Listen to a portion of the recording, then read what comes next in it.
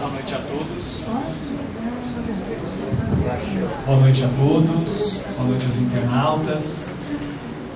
Mais um dia do curso, né? Que bom.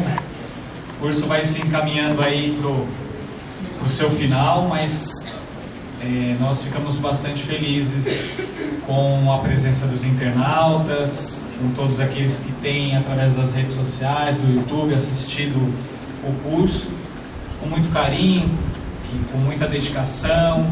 Nós temos tentado trazer aqui aquilo que há de melhor, na verdade, dentro de cada um de nós, sobretudo dentro do esforço do estudo, da tentativa de tentar passar as ideias do mentor espiritual do livro, André Luiz, né? Bem como também trazer algumas reflexões juntamente com os aspectos morais que os conhecimentos trazem a cada um de nós, né? Eu acredito que o conhecimento ele só é útil se nós não só aproveitamos, né, desse conhecimento para termos mais conhecimento, mas também, sobretudo, o que ele nos renova, o que ele nos transforma, o que ele nos agrega, né, do ponto de vista de renovação moral, de renovação espiritual. E aí nós estamos na segunda parte do livro e hoje nós condensamos alguns capítulos em uma única aula. Vamos falar sobre os capítulos 12, 13, 16, 14 e 16. Essa aula seria dada pela doutora Evênia Prada, mas por questões pessoais ela não pôde estar conosco aqui essa noite. Mas os nossos agradecimentos a ela pela colaboração ao longo do ano conosco. Então o capítulo 12 trata-se da diferenciação dos sexos. E o André Luiz, né, ele responde a uma pergunta aí dirigida, e a pergunta é: como se iniciou a diferenciação dos sexos? Ou seja, como é que houve a diferenciação entre o sexo masculino e feminino? E quando nós estamos falando em sexo, estamos falando na questão da reprodução, não na sexualidade, né? São coisas diferentes. Opção sexual, não é isso que nós estamos falando, né? Estamos falando da morfologia. Muito obrigado pela ajuda. Então, né, a questão masculino e o feminino do ponto de vista biológico. Bom, ele nos responde assim, que os princípios espirituais, nos primórdios da organização planetária, né, no desenvolvimento do planeta, ao longo do desenvolvimento do planeta, no seu início, traziam na constituição que lhes era própria a condição que poderemos nomear por teor de força. Ou seja, esses princípios espirituais tinham um certo teor de força, uma certa potencialidade, expressando qualidades predominantes denominadas ativas ou passivas. Entendendo-se que a evolução é sempre sustentada pelas inteligências superiores, a todo um planejamento superior, neste processo de organização planetária e dos seres que ali vão habitar, em movimentação ascendente, ou seja, rumo ao progresso, à evolução, desde as primeiras horas da reprodução sexuada. Nós vamos comentar como ela ocorre. Então, desde as primeiras horas da reprodução sexuada, começou, sob a direção delas, das inteligências superiores, a formação dos órgãos masculino e feminino, que culminaram morfologicamente nas províncias genésicas, nos órgãos reprodutivos do homem e da mulher da atualidade.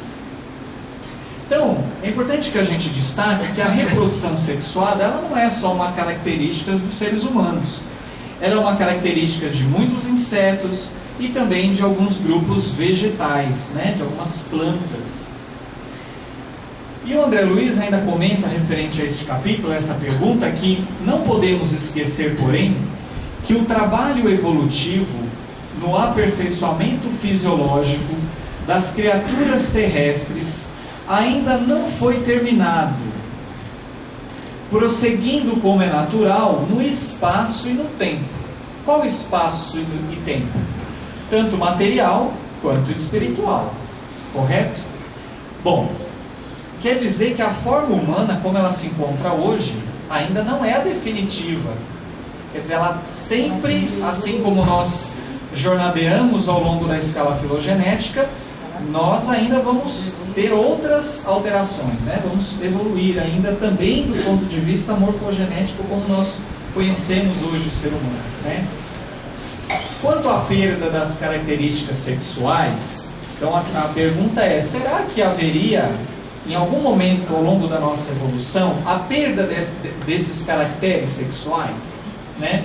Então, quanto a essa indagação, quanto a essa possível perda, estamos informados de que ocorrerá espontaneamente, então dentro de um processo natural, quando as almas humanas tiverem assimilado todas as experiências necessárias à própria sublimação, à própria evolução, ao aperfeiçoamento moral, rumando, após milênios de burilamento, de trabalho, de esforço, para a situação angélica, em que o indivíduo deterá todas as qualidades nobres inerentes à masculinidade e à feminilidade, refletindo em si, nos degraus avançados da perfeição, a glória divina do Criador. Portanto, o fato de nós, hoje, estarmos no corpo de um homem ou de uma mulher, assim como anteriormente nós, se hoje encontramos no corpo do homem, podemos ter habitado um corpo de uma mulher, e possivelmente, com grande probabilidade, praticamente certeza, podemos dizer que todos nós jornadeamos num corpo masculino e num corpo feminino. Mais próximo do ti mesmo, né? Pois é. O grande detalhe é que isso é uma questão natural e, por ser natural, é algo necessário. Por que é necessário? Porque, como nós lemos ali atrás, vamos ver onde que nós encontramos. Cadê aqui? Na verdade, nós necessitamos de experiências. Experiências essas que, num corpo de uma mulher, como mãe, ou como uma potencial mãe do ponto de vista de reprodução, ou num corpo de um homem, como um pai, na verdade temos experiências a serem vivenciadas para que despertemos em nós algumas potencialidades, algumas capacidades, seja de doação, de amor, de força, de coragem, de entendimento. Algumas características que geralmente vamos colocar bem entre aspas, características mais amorosas, mais ternas, e outras mais altivas, mais perseverantes. Portanto, a discussão muitas vezes sobre as questões de gênero, respeitando as necessidades que atualmente são necessárias em termos de discussão de salário, de condições de trabalho, de respeito aos direitos da mulher, e assim como de qualquer outro ser humano, é preciso que a gente tenha uma mente um pouco mais aberta, e a doutrina espírita nos coloca uma visão um pouco mais alargada, de que todos nós, homens ou mulheres, temos a grande oportunidade de evoluir, e a cada encarnação, a cada jornada, ao nos posicionarmos ou ao adquirirmos um determinado corpo, aí há uma grande oportunidade de aprendizado, de evolução, sobretudo evolução espiritual. Portanto, é imperioso reconhecer que não podemos ainda, em nossa posição evolutiva, formular qualquer pensamento concreto acerca da natureza e dos tributos dos anjos, nem ajuizar quanto ao sistema de relações que cultivam entre si. Então, se havia alguma dúvida sobre, mas como é que é então nesse estado de angelitude? A aquela corporificação, entre aspas, do ponto de vista vibracional ou perispiritual, em homem ou mulher? A resposta naquele momento, em Pedro Leopoldo, dia 1º de junho de 1958, é: olha, nós não temos informações sobre como é que funciona no plano da angelitude, mas nós sabemos que essa necessidade de jornadearmos o nosso perispírito, nosso espírito na matéria, em corpo feminino e masculino, é necessário para a nossa evolução. Bom, aí, fazendo algumas reflexões sobre esse capítulo, eu fui achar no livro do Dr. Andrei Moreira, né, o presidente da AME Minas Gerais, Alto Amor e Outras Potências da Alma, e ele comenta bem algo que tem muito a ver com a leitura que nós fizemos anteriormente. Veja só algumas reflexões dele. Ele diz assim: homens e mulheres são convidados a desenvolver sensibilidade e assertividade, intuição e razão, sentimento e afetividade, de forma que gestem a vida que vibra em si, ofertando o seu melhor à sociedade e à vida, nas condições em que se apresenta naquele momento, naquele corpo.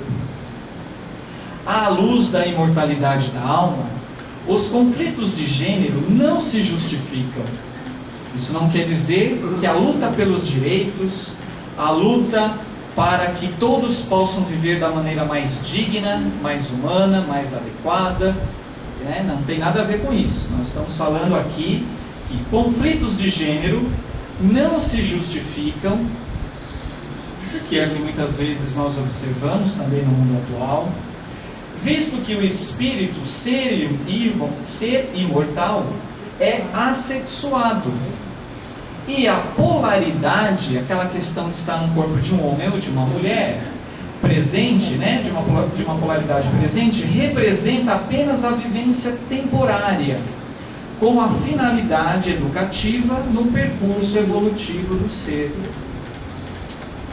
Daí a máxima de Jesus de amar ao próximo como a si mesmo, né, da compreensão do respeito pela vida humana, pelos direitos de todos, crianças, meninas, meninos, homens, mulheres, idosos, ele se faz presente.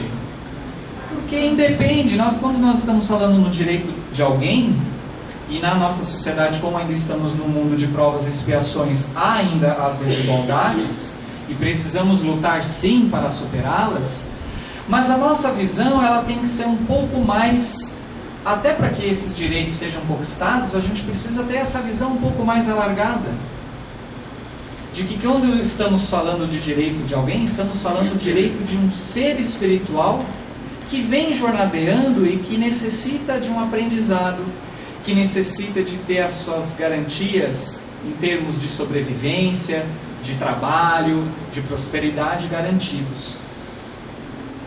E ele continua na página 90 agora. As experiências de amor vencem as defesas soerguidas pela neurose de controle. Muito frequente que todos nós queiramos, ou nós queremos ter o controle de tudo, né? Controle sobre a nossa família, o marido que quer controlar a esposa que quer controlar a família, que quer controlar os filhos. Mas na verdade estamos aqui todos para experienciar o amor. E os conflitos existem, claro, para todos nós. Mas só o amor, né, que é capaz de fazer com que superemos esses conflitos, fazendo então com que cada ser entre em contato com a necessidade fundamental de partilha, tendo a solidão existencial amenizada. O ser humano, independentemente da relação que você mantenha, homossexual ou heterossexual, a necessidade fundamental de partilha, ela é extremamente importante, principalmente quando pautada pelo respeito, pelo amor, pela dignidade. O amor, então, que é partilhado, só representa amor de fato quando é doado sem nada pedir. É o exercício da fraternidade. Pelo prazer de ofertar e nutrir, porque tem para dar. A maternagem, olha que termo extremamente sensível e belo. A maternagem é dom da alma. Ele não está falando de maternidade. Ele está falando de maternagem. Sabe o que é? Então, vamos chegar lá. Olha, a maternagem é dom da alma em qualquer polaridade que estagie, que pode acolher ideias, ideais, pessoas, sentimentos e obras, desenvolvendo-as pela força do afeto, integrado à razão. É a capacidade que todos nós temos de desenvolver a afetividade, o amor, a doação. Ela independe da roupagem física, de homem ou mulher, ou da sua opção sexual. Ela é um dom da alma, ela está presente com cada um de nós. E o nosso objetivo é desenvolvê-la em qualquer corpo que nós estagiemos. Tudo bem até aí? Vamos prosseguir porque temos mais coisas. Ao final deixamos para as perguntas. Entramos no capítulo 13. Vocês veem que nessa segunda parte são trechos pequenos, uma pergunta, e a gente tenta trazer algumas reflexões para que a gente possa compartilhar, de algumas ideias. Capítulo 13, gestação frustrada. A pergunta colocada ao André Luiz é como compreenderemos os casos de gestação frustrada, ou seja, aquela gestação que não se completa, onde o bebê não nasce, quando não há espírito reencarnante para arquitetar as formas do feto. Como assim? Todo bebê, ele não tem um espírito ali ligado? Vamos ver sobre isso. Em todos os casos em que há formação fetal, sem que haja a presença de entidade reencarnante, então ele está dizendo que sim, que é possível, e nós vamos depois citar o Livro dos Espíritos. Então, é possível sim que haja a presença de uma formação fetal sem que haja uma entidade reencarnante. Em que situação que isso acontece, nós vamos ver. Então, em todos os casos em que há formação fetal sem a presença do espírito, o fenômeno obedece aos moldes mentais maternos. Dentre as ocorrências dessa espécie, há, por exemplo, aquelas nas quais a mulher, em provação de reajuste, necessidade de aprendizado, em provação de reajuste do centro genésico, nutre habitualmente o vivo desejo de ser mãe, impregnando as células reprodutivas, as células dela, os óvulos, células reprodutivas, com elevada percentagem de atração magnética pelo espermatozoide, pela célula masculina, reprodutiva masculina, pela qual consegue formar, com o auxílio da célula espermática do homem, um embrião frustrado que se desenvolve. Embora inutilmente, na medida, e esse inutilmente no sentido, quer dizer, ele não prossegue, não vai progredir, na medida de intensidade do pensamento maternal, que opera através de impactos sucessivos, condicionando as células do aparelho reprodutor, que lhe respondem aos apelos segundo os princípios de automatismo e reflexão. Então, possivelmente, aqueles casos de abortos espontâneos, por exemplo, nós estamos supondo isso, uma suposição, uma hipótese, plausível pelo que nós lemos até agora.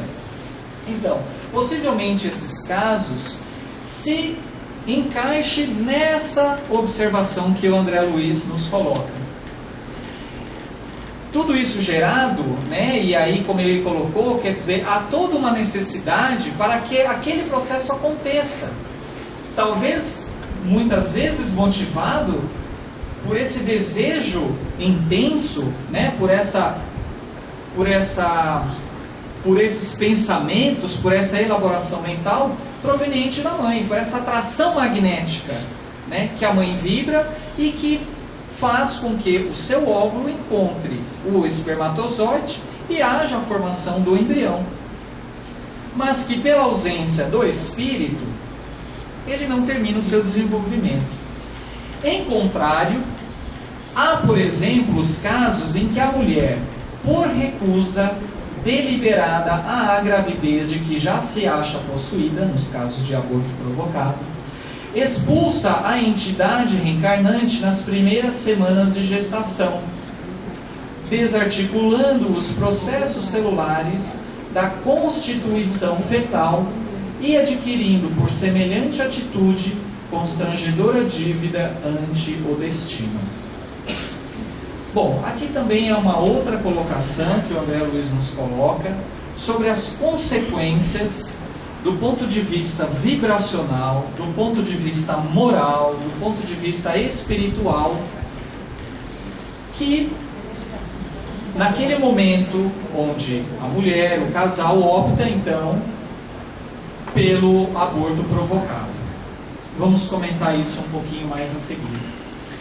Antes disso, vamos trazer aqui dentro das nossas reflexões a questão 136 do O Livro dos Espíritos, onde é perguntado: o corpo pode existir sem a alma? Né? E a resposta é sim. Todavia, desde que cessa a vida do corpo, a alma o abandona. Então veja, que muitas vezes, né, quer dizer, sempre quando há uma vida, né, quando ele é preenchido, quando esse corpo formado, ele, de certa forma, numa situação, ele tem a presença do espírito, que é o que acontece, né, em qualquer processo de morte orgânica, quer dizer, para que aconteça a morte, há o deslocamento do corpo espiritual da matéria física, e aí ele fica inanimado. Porém, o que ele destaca aqui é que, antes do nascimento, não há ainda a união definitiva entre a alma e o corpo. Enquanto que, depois que essa união está estabelecida, a morte do corpo rompe os laços que unem a alma, e a alma o deixa. E aí ele diz: a vida orgânica pode animar um corpo sem a alma, como naquele caso que nós citamos do livro, né, do Evolução em Dois Mundos. Mas a alma não pode habitar um corpo privado de vida orgânica, ou seja, um corpo que esteja em funcionamento, onde as células sejam capazes, né, de trabalhar, de desempenhar. Né? Então, para que a alma, para que o espírito possa atuar no corpo, é preciso que o corpo tenha todas as condições necessárias para tal. Porém, é possível, como nós trouxemos o exemplo anteriormente, de que em determinadas situações, de acordo com a necessidade de aprendizagem, de acordo com a necessidade de reajuste da mãe, e também, por que não dizer, do espírito, que possivelmente poderia reencarnar, mas que em determinado momento, então, ele não se une, né? Talvez em uma outra gestação, talvez seja o momento dele reencarnar, cumprir o seu papel, mas aquele momento que muitas vezes a mãe engravida, né, e que ali não há, na verdade, um espírito junto ao embrião formado, isso é possível sim acontecer, e talvez, uma hipótese, isso justifique alguns casos de aborto espontâneo, por exemplo. Bom, entramos aqui no capítulo 14, que é o capítulo um pouco mais extenso. O tema tratado é aborto criminoso. Né? Veja que os capítulos eles têm uma semelhança, né? Por isso nós procuramos agrupar nesta aula. Reconhecendo-se que os crimes ao aborto provocado criminosamente surgem, em esmagadora maioria, nas classes mais responsáveis da comunidade terrestre, como identificar o trabalho expiatório que lhes diz respeito? Se passam quase totalmente desapercebidos da justiça humana. Então aqui ele está falando que, poxa vida, se comete tanto aborto, muitas vezes esses passam desapercebidos pela justiça humana, como é que fica isso, né, do ponto de vista espiritual? Quais são as consequências? É isso que ele está perguntando. E aí o André Luiz coloca: temos no plano terrestre cada povo com o seu código penal, com as suas leis, apropriado à evolução em que se encontra. Mas, considerando o universo em sua totalidade como o reino divino, vamos encontrar o bem do Criador para todas as criaturas, como lei básica, cujas transgressões deliberadas, né, os atos delituosos cometidos, são corrigidas no próprio infrator, com o objetivo natural de conseguir-se, em cada círculo de trabalho no campo cósmico, o máximo de equilíbrio com o respeito máximo aos direitos alheios, dentro da mínima cota de pena.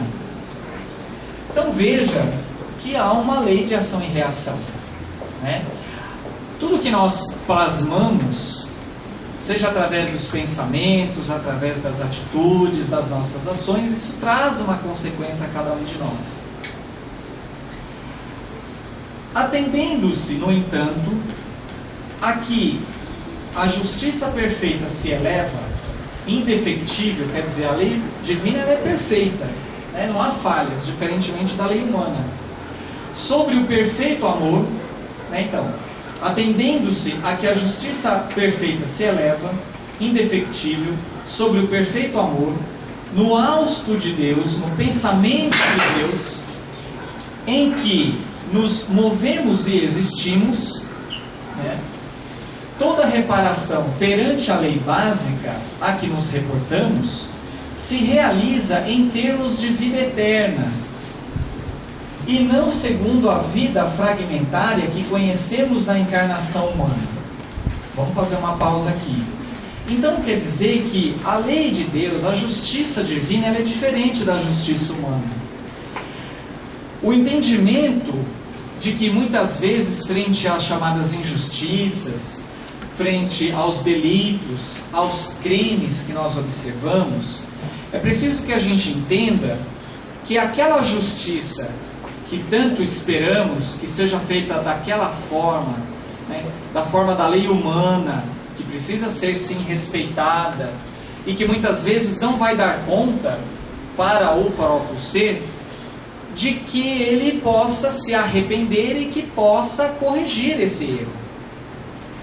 Dentro da lei divina, né, através da lei da ação e reação e das reencarnações sucessivas e dos processos complexos, muitas vezes de um adoecimento ou em decorrência de uma posição do ponto de vista familiar, em decorrência das necessidades do ponto de vista social que precisamos vivenciar para termos um aprendizado, é assim que se faz a lei divina. Então, quando nós muitas vezes vemos tantos crimes, atentados, diversas situações que muitas vezes acreditamos ser injustos, na verdade, estão inseridos dentro de uma programação, dentro de um contexto que, no mundo em que vivemos, que é de provas e expiações, é necessário para que possamos retirar um aprendizado. O grande detalhe é que a maioria de nós não retira um aprendizado. E o aprendizado básico ou fundamental que a nossa existência deve ter, ou que a partir dela, aquilo que nós devemos aprender, sobretudo, é a oportunidade do exercício da lei de amor. Porque, como foi nos falado, né, é que ele coloca, né, a justiça perfeita, o perfeito amor. Estamos todos inseridos dentro desse processo de evolução que nos fará chegar à angelitude. Aí ele continua: porquanto uma existência pode estar repleta de acertos e desacertos, méritos e deméritos, e a misericórdia do Senhor preceitua não que o delinquente seja flagelado, aquela questão da lei, né, olho por olho, dente por dente, né? Por exemplo, com extensão indiscriminada de dor expiatória, e também aquele que erra, assim como cada um de nós, também não está condenado ao pagamento eterno das penas, né? Principalmente naquela compreensão de céu e inferno. Não é assim. A lei de Deus não funciona dessa forma, né? E onde estaria a bondade e a justiça e o amor de Deus, né? Então, esse entendimento, né, de que a extensão indiscriminada da dor expiatória, né, o que seria a volúpia de castigar nos tribunais do destino, invariavelmente regidos pela equidade soberana, Deus é justo, ele faz a regra para todo mundo, né? Mas a equidade é misericórdia. Mas sim que o mal seja suprimido de suas vítimas, que o mal seja suprimido de suas vítimas, com a possível redução do sofrimento. Então vejam vocês que o que o autor nos traz aqui é de que todos nós estamos sujeitos a essa lei de ação e reação. E de que todos os nossos atos, eles têm consequências. Então, basicamente, o que ele quer nos trazer aqui é isso, é que somos responsáveis por nós mesmos. E que muitas vezes aquelas situações que provocamos, vamos vivenciar o resultado dessas ações, boas ou não boas. Desse modo, segundo o princípio universal do direito cósmico, a expressar-se, claro, no ensinamento de Jesus, que manda conferir a cada um de acordo com as suas próprias obras, arquivamos em nós as raízes do mal que acalentamos para extirpá-las à custa do esforço próprio, em companhia daqueles que se nos afinem à faixa de culpa, com os quais, perante a justiça eterna, os nossos débitos jazem associados. Portanto, meus caros, quando nós vivenciamos e observamos algumas situações de conflitos, muitas vezes, seja dentro da nossa família, dentro da sociedade, de alguma instituição, seja por todas essas situações que nós estamos vivenciando no mundo atual, é preciso que nós não nos desesperemos. E é preciso que a gente coloque o nosso olhar sobre essas situações de uma maneira um pouco mais abrangente, onde o livre-arbítrio de cada um é respeitado. Mas ações produzidas por esse livre-arbítrio, ou a partir desse livre-arbítrio, vai ter uma consequência. E que fora do amor e da caridade, vai ser difícil a gente progredir. E aí ele continua ainda.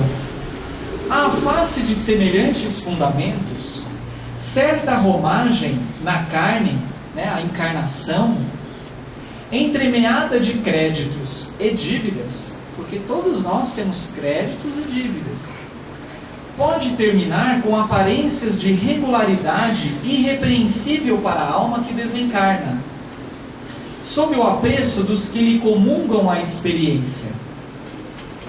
Então veja que, frente à somatória, créditos e dívidas, em decorrência daquilo que plasmamos ao longo das nossas existências, né?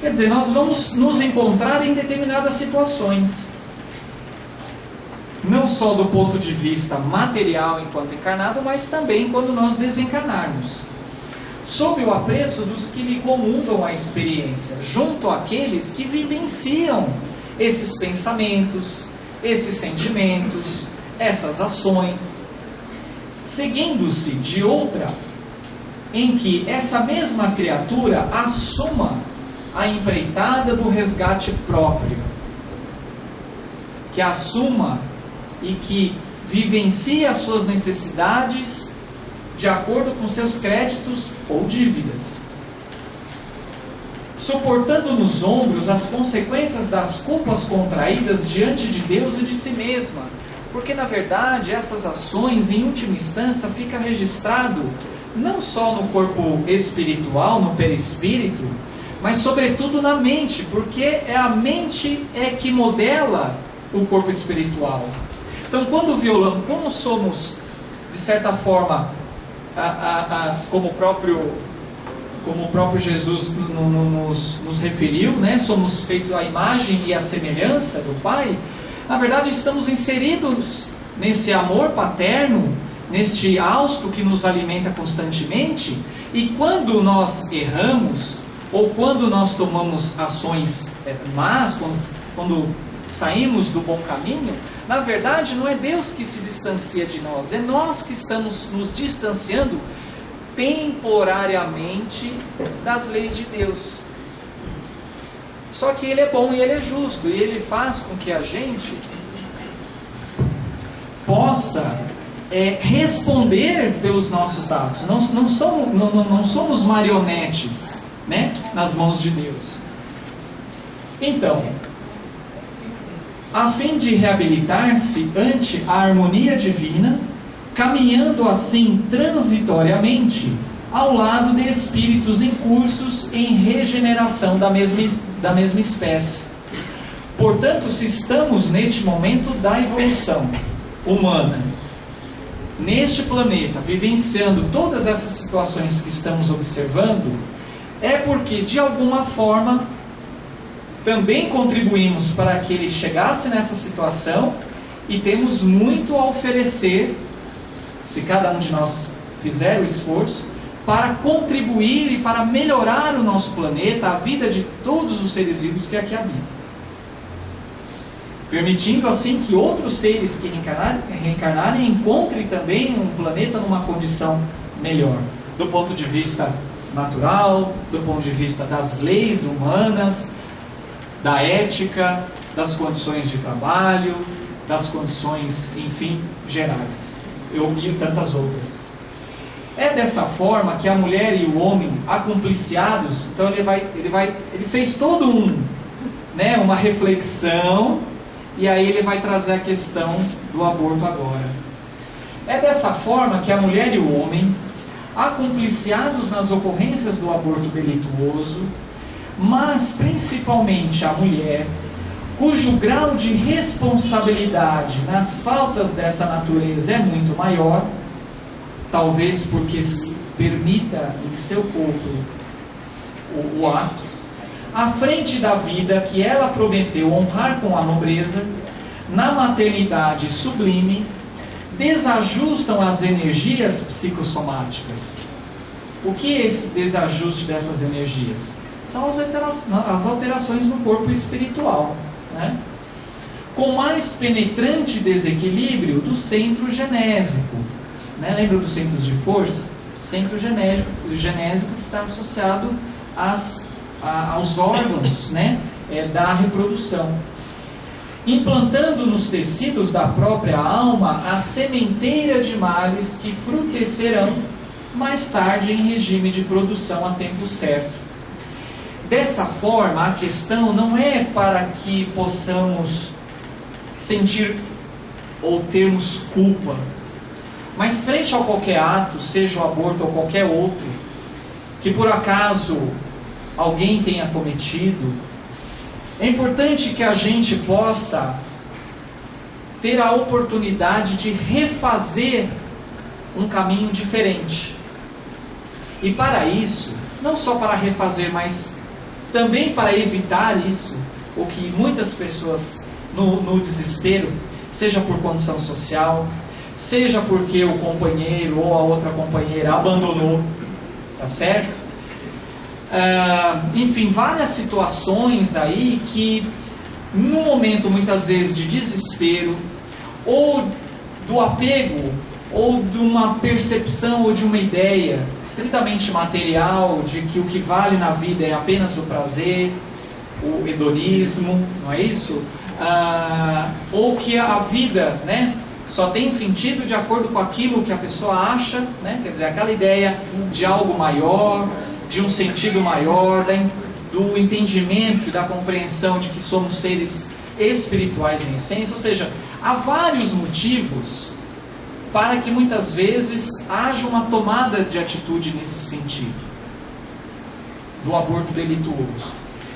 Porém, é importante que cada vez mais, e aí a gente tem a ciência como uma aliada, cada vez mais mostrando, né, o quanto a partir daquele momento da fecundação, há já toda uma programação, há toda uma potencialidade ali de genes, de substâncias, enfim, tudo aquilo que já vai influenciar a vida psíquica fetal, né, que também muitas vezes em estudos, principalmente em termos de regressão de memória, onde é identificado que aquelas vivências tidas dentro da própria barriga da mãe e nos processos, por exemplo, de tratamento desobsessivo, onde nós temos a oportunidade, e a própria literatura, através de André Luiz, nos coloca, né, do desespero ou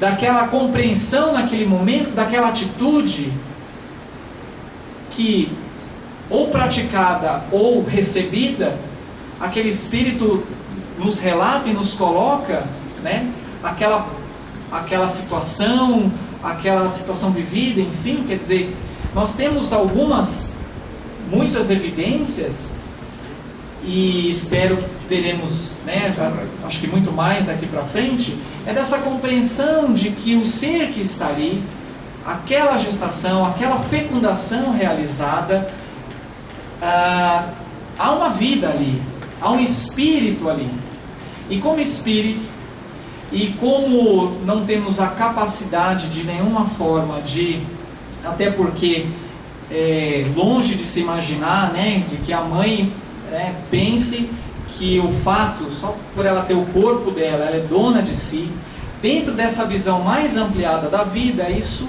já não tem mais sentido. Porque na verdade o que existe ali é um espírito, criado por quem? Por Deus, né? Então, eu acho que quando a gente trata do tema aborto, é importante que todos nós possamos compreender um pouco mais sobre a vida espiritual. É importante que a gente também entenda que as pessoas, as mulheres, enfim, todos aqueles junto, enfim, os casais, precisam, né, frente a determinadas situações que levam a essa ideia, né, talvez nós, enquanto espíritas, e de uma maneira mais abrangente ainda, todas as pessoas, né, o homem de bem, como está no próprio Evangelho, né, todas aquelas pessoas que realmente compreendem a vida como um dom divino, como uma oportunidade de aprendizado, que precisa ser valorizado, ser cuidado, né, para que esse espírito se desenvolva, para que haja o progresso da humanidade, para que haja segurança entre as nações. É preciso que a gente mobilize recursos de acolhimento, para que muitas vezes esse desespero, muitas vezes alguns problemas de saúde, e que haja também um esclarecimento de que, por exemplo, nos casos das malformações fetais, né, a questão da anencefalia e tantas outras, que a gente possa, e aí é a grande oportunidade que nós espíritas, né, quando bem conscientes, quando a gente tem essa compreensão adequada, nós temos as ferramentas que podem ser utilizadas para esclarecer e acolher aquela situação. E principalmente aquelas que já cometeram, né, a mulher, enfim, também que possa também que possamos orientar, né, de que é possível fazer um caminho diferente, né?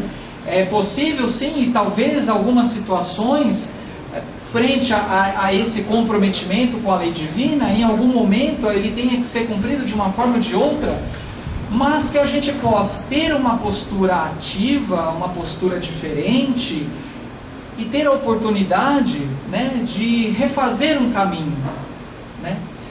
Assim como qualquer outro ato, ou qualquer outra ação menos felizes que nós tivemos, ou que a gente chegou a cometer em algum momento, né? Mas eu acho que essa é a grande oportunidade, que é uma das, né, mas que nós, enquanto espíritas, com a visão alargada do mundo espiritual, do sentido da vida, do entendimento daquilo que somos formados, constituídos, temos a oportunidade de esclarecer, junto a todas as outras pessoas de diversas religiões, que, aceitando ou não a reencarnação, concordando ou não, isso pouco importa nesse momento, mas que também compreendem a vida como um dom divino, né? Uma oportunidade de aprendizado que precisa ser valorizado e respeitado. Bom, e ele continua, isso ocorre não somente porque o remorso, quer dizer, aquelas consequências, né, em relação àquele ato, ao aborto, isso ocorre não somente porque o remorso se lhes entranhe no seio, né, lhe marque a afeição de uma víbora magnética, mas também porque assimilam inevitavelmente as vibrações de angústia e desespero e por vezes de revolta e vingança dos espíritos que a lei lhes reservara para filhos do próprio sangue na obra de restauração do destino. No homem, o resultado dessas ações aparece quase sempre em existência imediata àquela na qual se envolveu em compromissos desse jaez, na forma de moléstias testiculares, desendocrinias diversas, alterações, né, do ponto de vista endócrino, distúrbios mentais, com evidente obsessão por parte de forças invisíveis, emanadas de entidades retardatárias que ainda encontram dificuldade para exculpar-lhes a deserção. Então vejam vocês que obviamente nós não podemos generalizar, né, e cada situação, cada pessoa que está vivenciando muitas vezes algumas dessas desordens não necessariamente está relacionado, mas aqui André Luiz ele nos coloca então algumas justificativas frente a determinadas ações que tomamos em vidas anteriores ou na presente vida. Nas mulheres, as derivações surgem extremamente mais graves. O aborto provocado, sem necessidade terapêutica, revela-se matematicamente seguido por choques traumáticos no corpo espiritual, tantas vezes quantas se repetir o delito de lesa maternidade, mergulhando as mulheres que o perpetram em angústias indefiníveis, além da morte, de vez que, por mais extensas se lhes façam as gratificações e os obséquios dos espíritos amigos e benfeitores, que lhes recordam as qualidades elogiáveis, mais se sentem diminuídas moralmente em si mesmas, com o centro genésico desordenado e infeliz, assim como alguém indebitamente admitido num festim brilhante, carregando uma chaga que a todo instante se denuncia, porque isso fica registrado na nossa consciência, não é mesmo? Quer dizer, tudo está registrado na nossa consciência. Nada passa, né? Nada ultrapassa a lei divina, nada é escondido da lei divina, que é uma lei natural.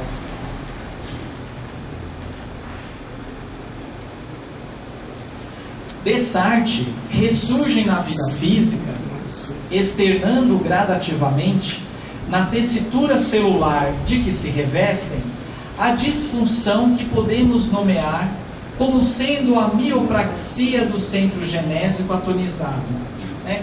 Miopraxia, quando você tem uma lentificação das forças e das funções, né? Junto a esse centro genésico, né? Quer dizer, há toda uma desestruturação perispiritual e que por conseguinte vai afetar o corpo físico, padecendo logo que reconduzidas ao curso da maternidade terrestre, as toxemias da gestação. Então ele está dizendo aqui de algumas consequências, né, que também muitas vezes num possível processo de reajuste com a própria maternidade, também algumas alterações podem estar relacionadas a essa questão.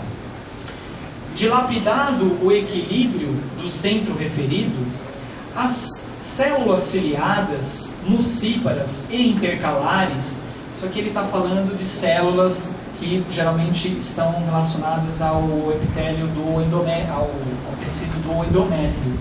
não dispõe de força precisa na mucosa tubária, não só do endométrio, mas também ali das trompas, enfim, na mucosa tubária, para a condução do óvulo na trajetória endossalpingiana, que é um caminho, na verdade, desde quando o óvulo sai da região dos ovários até, então, após a fecundação, até chegar, por exemplo, à região ali do endométrio, né? Então, dilapidado esse equilíbrio, né, há muitas alterações do ponto de vista vibracional que vão repercutir no corpo físico. E isso acontece, né, de tal monta que nem para alimentá-lo no impulso da migração por deficiência hormonal do ovário, quer dizer, alguns distúrbios, né, que essa lesão perispiritual vai trazer no corpo físico. Então, atingindo a área genésica, determinando não apenas os fenômenos da prenhez, da gravidez, ectópica, quando acontece fora do útero, que é normalmente onde é para acontecer a gestação, ou localização heterotópica do ovo, né, fora do útero, mas também certas síndromes hemorrágicas de suma importância, síndromes hemorrágicas, né, em relação à mulher, decorrentes da anidação do ovo fora do endométrio ortotópico, quando o endométrio, enfim, ali o útero dentro da sua conformação habitual, ainda mesmo quando já esteja acomodado na concha uterina.